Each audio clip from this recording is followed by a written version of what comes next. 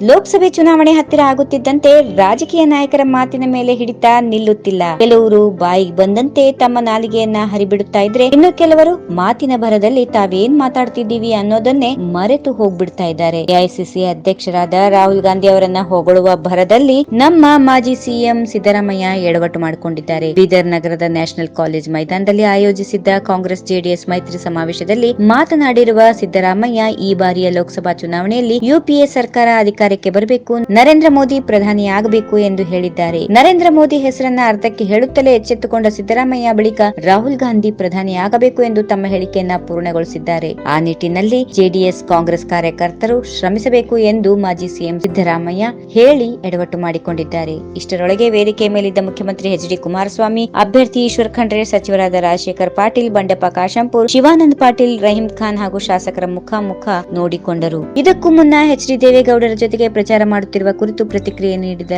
ಮಾಜಿ ಸಿಎಂ, ನಾನು ಹಾಗೂ ಎಚ್.ಡಿ. ದೇವೇಗೌಡರು ಒಟ್ಟಿಗೆ ಪ್ರಚಾರ ಮಾಡುತ್ತೇವೆ. ಲೋಕಸಭಾ ಚುನಾವಣೆಗಾಗಿ ಗುರು ಶಿಷ್ಯರು ಮತ್ತೆ ಒಂದಾಗಿದ್ದೇವೆ ಎಂದು ತಿಳಿಸಿದರು. ಈ ವಿಡಿಯೋ ನಿಮಗೆ ಇಷ್ಟವಾದಲ್ಲಿ ಲೈಕ್ ಮಾಡಿ, ಶೇರ್ ಮಾಡಿ, ಸಬ್ಸ್ಕ್ರೈಬ್ ಮಾಡಿ.